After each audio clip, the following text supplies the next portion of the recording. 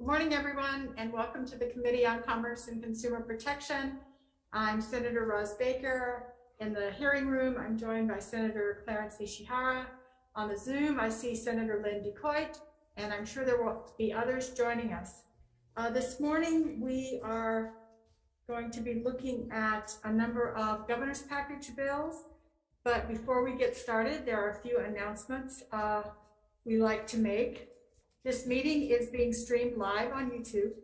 In the unlikely event that we have to abruptly end the session due to some technical difficulties, the committee will reconvene to discuss any outstanding business at 10 o'clock on Tuesday, February the 15th, here in conference room 229 and on Zoom. A public notice will be posted on the legislature's website. For testifiers who are participating remotely, we appreciate your participation.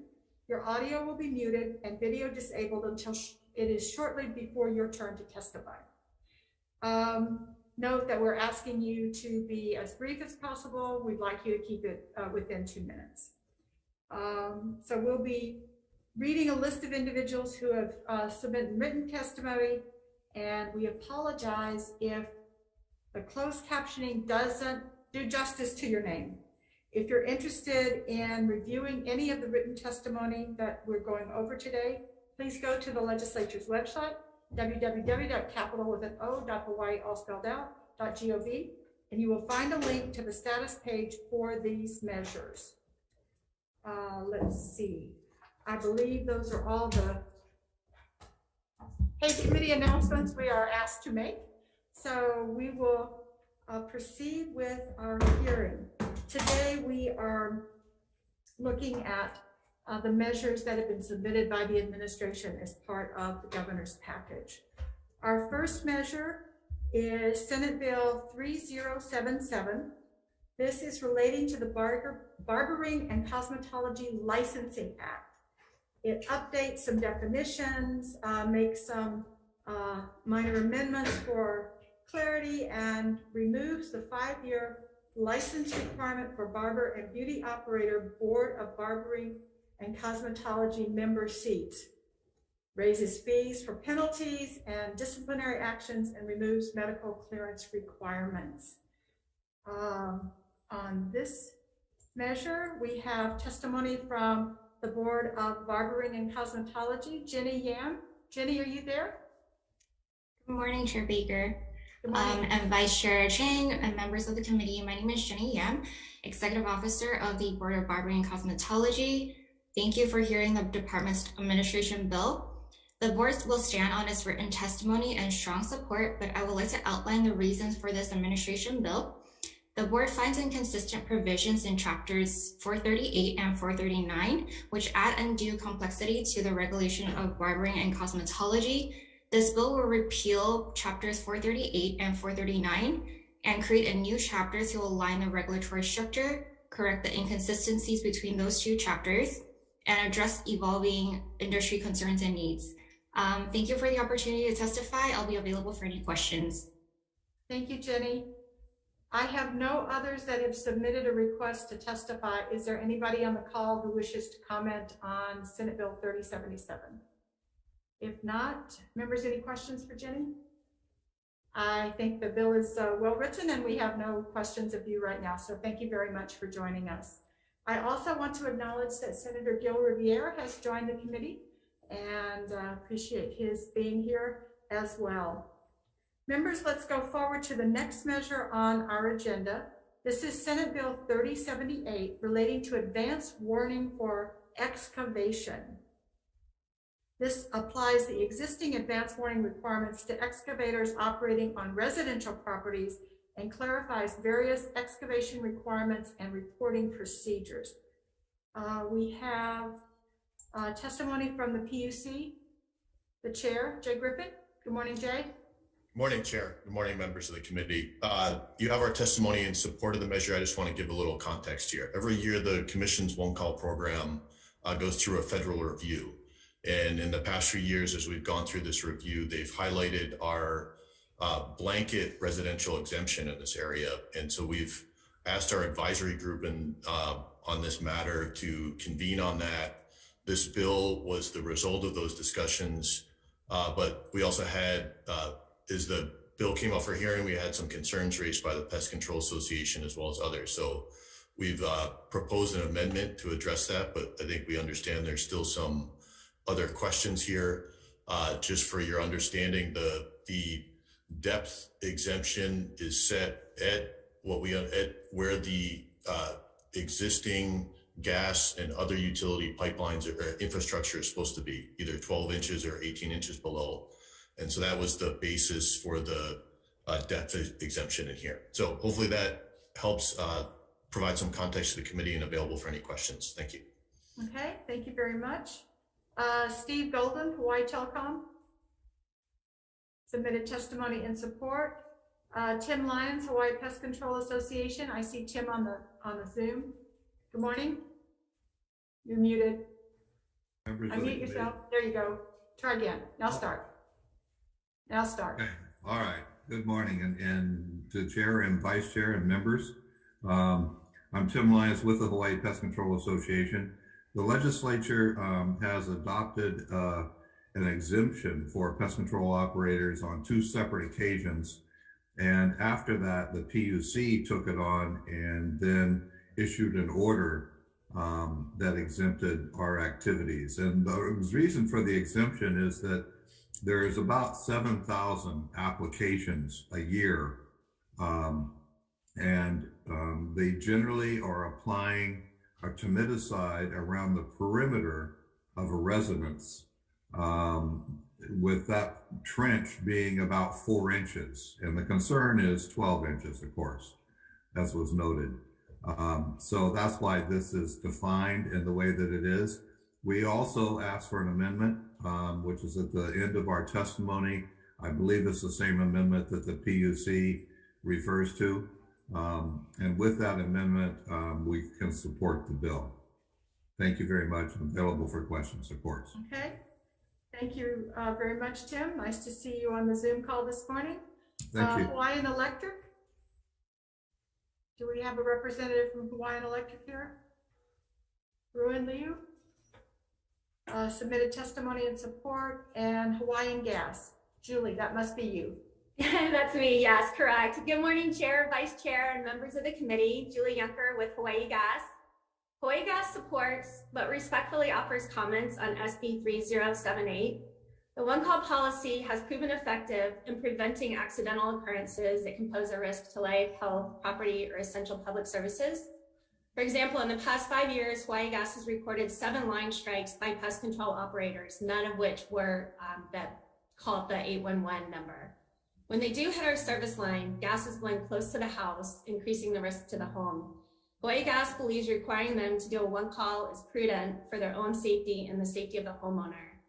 Hawaii Gas supports this measure, but respectfully asks that the proposed language on page 2, lines 14 through 16 be included in the measure. Thank you for the opportunity to testify, and I'll be around for any questions. Okay. Those are all of the individuals that we have submitted testimony. Members, any questions? If not, I have one with regard for Jay Griffin. Sure, Chair. The language, if I understood the last testifier, the language that you and the Pest Control Association are supporting, deleting lines 14 to 16 on page 2. Were you aware of the concerns from Hawaii Gas if those areas were removed? I think I've been talking both with Mr. Lyons and with Hawaii Gas's folks on this. And I think I did ask follow-up question on I think to put it in context, Julie's correct. They identified 7 line strikes since I think it was 2017. But to Tim's point, there's 7,000 excavations a year. And so I think we're trying to balance whether each one of those requires a call. What I also asked Hawaii Gas's management about was the actual depth of the pipeline infrastructure on those strikes. And from the data we were given, they were all at or above the 12-inch line. So there is another problem I think we need to deal with is some of this infrastructure is not as deep as it's supposed to be, and that's the cause of some of the strikes. And then a few of the others are right at the 12-inch mark. So I think that's fine-tuning where that depth part is and trying to better address some of these situations where the infrastructure is more shallow than it's supposed to be. I think are some of the activities that we would take up as well. Okay. So you're convinced that this measure is going to address those concerns? Well, I think it's an improvement on the current blanket exemption. First noted for the committee, there's an improvement on the status quo. And then I think what we're going to look at is what else we can be doing on top of this to address some of these other risks. Okay, all right. Members, any other questions? If not, thank you very much. We'll move on to Senate Bill 3079 relating to insurance. This is also a governor's package bill, amends various portions of Title 24 of the Hawaii Revised Statutes to update and improve existing provisions. Insurance Commissioner, Mr. Hayashida. Good morning. Good morning, Chair Baker, members of the committee, Insurance Commissioner Colin Hayashida for the Department of Commerce and Consumer Affairs. The department stands on its written testimony in support of this administration bill and respectfully requests an amendment, amendments, I should say, as written in our testimony. Those amendments amend Section 4, adds a new Section 7, and changes the effective date of the bill. We thank the opportunity to testify and will be available for any questions. Thank you, Chair. Okay. American Insurance Group, Mr. Oshiro, Lake Oshiro, submitted testimony in support. NIPA, Hawai'i, Cynthia Takanaka, testimony in support. Good morning, Chair. We are in strong support of the measure. We want to let you know that 19 states have already adopted this language and another 12 are currently in the process of adoption. And my organization has worked with the NAIC on this, and it's to ensure that the customer's interests are put first. And it's also for uniformity and conformity across the country. So we urge your favorable outlook on this measure. I'm sorry, one more thing. ACLI has offered an amendment along with AIG, and we support the amendment also. Thank you very much. You want to just clarify what that amendment would do? It's changing the date, pushing back the date for the producers to take that training course to address the changes that are being made in this model legislation. Sorry, Commissioner has it on for July 1, 22, also for an effective date. And you're requesting July 1, 2023? Correct. Okay. All right. Thank you. American Council of Life Insurance, Mr. Chikamoto. You're on mute, Oren. Okay. There you go. Am I on now? Yep, you're on. Go forward. Good to see you, Chair Baker.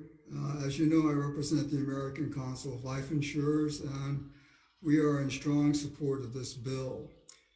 We also concur with the suggestions that were made by AIG in its written testimony. And I'd like to also add that we have given the committee some suggested language with respect to the effective dates.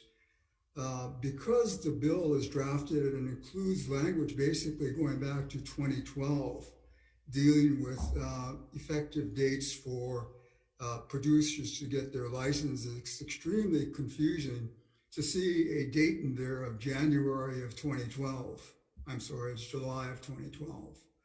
And so we thought that the language that we included in our testimony would give clarity to the effective dates and provide producers and everyone in the industry a clear understanding of what these effective dates are. And other than that, we stand on our written testimony. Okay, thank you so much. Members, any questions for any of our testifiers? Those are all of the testifiers who have submitted and are available on Zoom or in written form. Questions?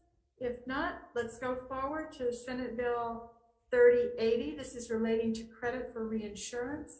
Amends various sections of Article 4A of Chapter 431 Hawaii Revised Statutes to maintain accreditation with the National Association of Insurance Commissioners. Mr. Hayashida. Thank you, Chair Baker. Colin Hayashida, Insurance Commissioner for the Department of Commerce and Consumer Affairs. The department stands on its written testimony in support of this administration bill and respectfully requests amendments that are listed in our written testimony. There are 4 amendments we referenced to in the testimony, and we respectfully request that these amendments be made. Thank you for the opportunity to testify. We'll be available for any questions. Thank you, Chair. Okay, thank you. Those amendments for those on the call are to make the measure consistent with the model law. Hawaii Insurance Council, Allison Uyoka. In support, Reinsurance Association of America, Dennis Burke. In support, American Council of Life Insurers, Mr. Chikamoto. As I indicated in my written testimony, we join in the Insurance Commissioner's suggested changes to the bill. And as amended, ACLI strongly supports the bill. Okay, thank you. Members, any questions for any of our testifiers? If not, let's go forward to Senate Bill 3082. This is relating to mortgage rescue fraud, amends the definition of a distressed property consultant and a mortgage assistance relief service in Section 480E-2 Hawaii Revised Statutes. Mr. Stephen Levins from DCCA. Good morning, Stephen. Good morning. I'm Steve Levins, Executive Director of the Office of Consumer Protection, and thank you for hearing this administration bill. Mortgage rescue fraud, as you probably are aware, is a huge, significant problem in the state of Hawaii. Over the past 10 years or so, the Office of Consumer Protection has brought numerous enforcement actions against individuals who just want to rip off our local people, stripping their equity out of their property, stealing their homes. It's a big problem. And our cases have involved, licensed realtors, people claiming nonprofit status. And we've even received reports from individuals who have implicated employees of banks. Now, what this bill does, it really doesn't do anything new with respect to what OCP has the authority to do. But what it does do is it harmonizes state law with the federal MARS rule. We enforce the MARS rule. We have an attorney, Jim Evers, who's been in federal court numerous times enforcing the federal law that regulates this kind of activity. And all we're asking here is to also allow us to go in state court and bring actions against these individuals who are ripping people off. This bill is not trying to achieve anything else that we can't already do in federal court, but what it will allow us to do is have the option of going into state court against individuals or entities that currently enjoy a carve out from the state law. Mr. Evers is on the line here. If there are any specific questions, either about the MARS rule, the cases that he's enforced, or how this amendment will enhance our ability to go after these bad people. Thank you very much. Thanks, Steve. Yes, Mr. Mars, Mr. Evers is next on the list of testifiers. Mr. Evers, would you like to add some words on this measure in support? You're muted.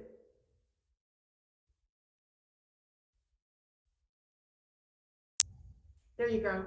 Thank you. Yes, I've been enforcing both 480E as well as the Mars rule for the past more than 8 years. And this proposed change in the state law is very important. It will greatly assist us. Only recently, within the last half hour, I received some of the written testimony against it. And very briefly, I'll just address it that right now, if we can bring an action under both the Mars rule and Hawaii Revised Statute Chapter 480E in the same action. And it's somewhat confusing that we've got these state exemptions that don't apply to the Mars rule and the federal cause of action. So, for instance, one of the people testified about accountants, and that exemption should be preserved under the state law. The problem is we can already enforce the Mars rule against the accountants. So as we set forth in the written testimony, that exemption, if you will, is entirely illusory. It offers no protection to accountants thinking that they're covered, because we can reach the same ends by enforcing strictly the Mars rule, whether it be in state court or federal court. So really, we're doing everyone a favor by removing what are illusory protections. Time doesn't really allow me to go into much further detail, but if you would like further commentary on the written testimony that's been submitted, I'd be happy to submit a written response if that's allowed. Thank you. Okay, thank you very much. We have testimony offering comments from the Hawaii Association of Realtors, and we have testimony in opposition from Hawaii Bankers Association. I don't believe either Mr. Hiraki or Mr. Okabayashi are on the call. Members, any questions for DCCA? Sure. Thank you. For Mr. Evers. What is distressed property consultant, what is the significance of that and the exemption? I just was curious what the practical effect of this. How does it work? Well, what we see most often is that you have a homeowner in foreclosure or facing foreclosure, and it's a public record. So people who want to make a living at this offer to assist, and what they do is they ask for money up front, which under state law is prohibited. It's also a felony in Hawaii, but they ask for the money up front and then they do nothing or they do very little. And the $3,500 up front might be just the start of things. So is that, pardon me, so maybe an accountant or a mortgage loan officer or a real estate agent says, give me a retainer, give me a fee and I'll help you out? Exactly. And right now they're exempt from being prosecuted, I guess, arguably because they say they're experts in this field. But if we remove this as proposed, then they could still represent them to sell the house or to do something. I would imagine they just don't have this blanket exemption. Is that the distinction of what we're doing? That's exactly correct. We're not restricting anybody from providing these services. We're simply seeking that they provide the services in accordance with the law. The law is very particular that you have to use certain contracts, written contracts with certain language, and avoid certain prohibited conduct, such as taking your fees in advance. Under the law, both federal and state, you have to fully perform all of the services set forth in the contract before you can receive compensation. So all of these people covered within the statute, accountants, whoever, they would still be allowed to provide those services. They just have to comply with the statute in the way they perform. Thank you very much. Thank you, Chair. Okay, Thanks for the thank clarity. you. Any other questions? If not, members, let's go forward to Senate Bill 3083 relating to mortgage servicers. Authorizes the Commission of Financial Institutions to modify or waive requirements in Chapter 454M, Hawaii Revised Statutes, to implement changes and improvements made to the Nmls. This is also another governor's package, and we have Commissioner Iris Ikeda. Good morning. Good morning, and thank you for hearing our administration bill. So my name is Iris Ikeda. I'm the Commissioner for the Division of Financial Institutions. And yes, so this is a bill that will hopefully streamline all of the services that we provide on the Nmls system. And as you may know or hear from other folks that use Nmls, it has undergone some updates to allow for a lot of different things that currently in our mortgage servicer bill is not allowed. Like, for instance, the Nmls system can now accept electronic surety bonds, and our statute does not allow for the companies to provide the surety bonds electronically. So we're one of the few states actually that don't allow that. And so, what happens now is the insurance companies have to mail the surety bonds to us. If we find a typo in it or, something is wrong with the surety bond, we have to let them know via snail mail to get it back to them. And so this could go on for weeks, going back and forth in the mail. It's not very efficient. And it delays the applicant or the licensee from conducting activities. So what we want to do is to definitely implement some of those new streamlined processes so that our applicants and licensees can have continuous business. And what we're asking for this time is just to make sure that we have enough authority. So, as the software is improved, that we can continue to make these changes. Okay. Thank you. Thank you. Members, we have no other testifiers offering comment on this measure. Any questions for Iris? If not, thank you very much. Let's move forward to what I believe is the last measure on our agenda, Senate Bill 3084, relating to Elevator Mechanics Licensing Board composition. This amends the composition of the Elevator Mechanics Licensing Board to replace the ex officio Department of Labor and Industrial Relations member with a licensed elevator mechanic member. And we have testimony from the board.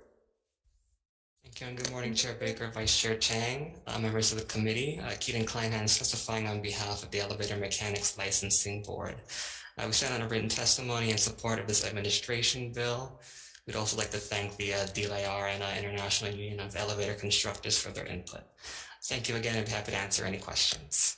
Okay, any questions for our testifier?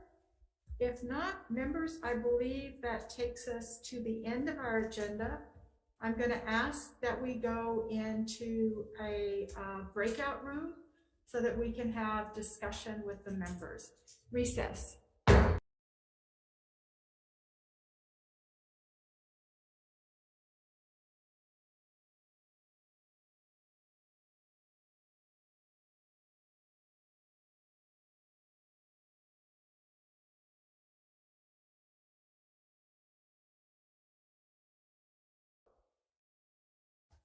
Okay, thank you. We'll call the committee back to order for purposes of decision making. Members, I provided everyone with my recommendations, but I will go bill by bill and we will vote in that manner. The first measure is Senate Bill 3077. This is relating to Barbering and Cosmetology Licensing Act. Chair recommends that we pass this with technical, non-substantive amendments. Any questions or comments? If not, Senator Nishihara is taking the vote for us. Senator, chair votes aye.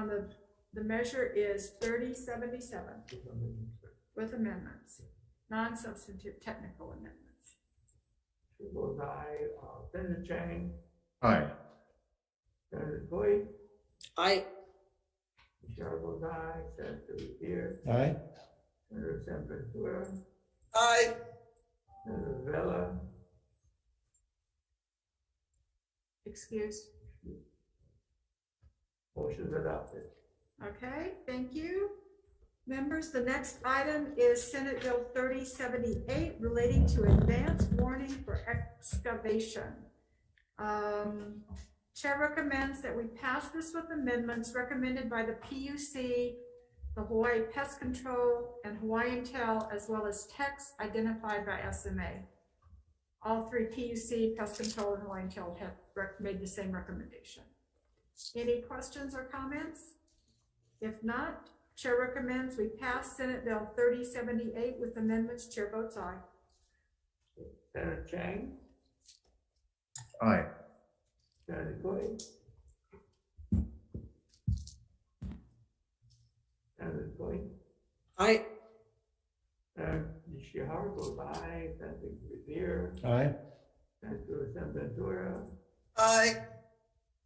Senator Vela, Excused. motion is adopted. Okay, thank you, members.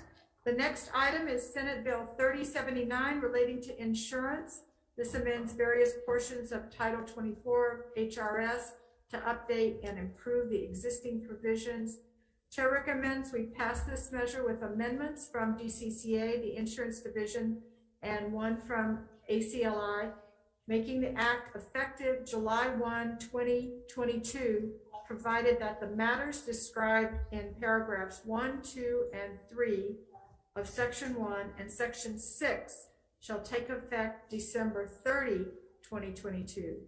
We're accepting the amendment from ACLI regarding producer training for training if selling annuities by amending Section 6 of the bill, and the completion date of training shall be July 1, 2023. This is also supported by the National Association of Insurance and Financial Advisors. Any questions? If not, the recommendation is to pass Senate Bill 3079 with amendments. Chair votes aye. Of the members in attendance, any voting with reservations or in opposition, seeing none, motion is adopted. Thank you.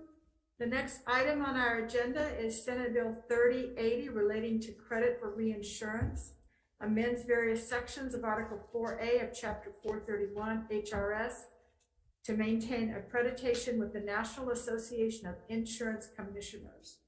Chair recommends we pass this measure with amendments that were recommended by DCCA, ACLI, and RAA for consistency with the model law, including in the committee report. This bill is necessary for Hawaii to maintain its NAIC accreditation and ensures that Hawaii's insurance regulator has the information necessary to regulate the ability and the willingness of reinsurers to pay their claims as they become due, and tech amendments recommended by SMA. Any questions or comments? If not, Chair recommends we pass Senate Bill 3080 with amendments. Chair votes aye. The members in attendance, any voting with in opposition or with reservation, seeing none, motion is adopted. Thank you, members. The next item on our agenda is Senate Bill 3082 relating to mortgage rescue fraud, amends the definition of a distressed property consultant and mortgage assistance relief service in Section 480E-2 Hawaii Revised Statutes. Chair recommends we pass this measure with some technical, non-substantive amendments that were identified by SMA. Any questions or concerns? If not, recommendation is to pass Senate Bill 3082 with amendments. Chair votes aye.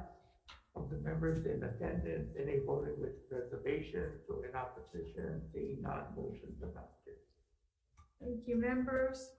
The next is Senate Bill 3083 relating to mortgage servicers. Authorizes the Commissioner of Financial Institutions to modify or waive requirements in Chapter 454M Hawaii Revised Statutes to implement changes and improvements made to the National Mortgage Lender Service. Chair recommends that we pass this measure unamended. Any questions or comments? If not, pass Senate Bill 3083 unamended. Chair votes aye. Of the members in attendance, any voting with opposition or reservation, seeing none, motion is adopted. The last item on our agenda today is Senate Bill 3084 relating to Elevator Mechanics Licensing Board composition. Chair recommends that we pass this measure unamended. Any questions or comments? If not, Senate Bill 3084 pass unamended. Chair votes aye. Okay, of the members present, any voting in opposition or reservation, seeing none, motion is adopted. Thank you all for your attendance and participation. Have a wonderful Aloha Friday and a wonderful weekend. We'll see you all next week. We are adjourned.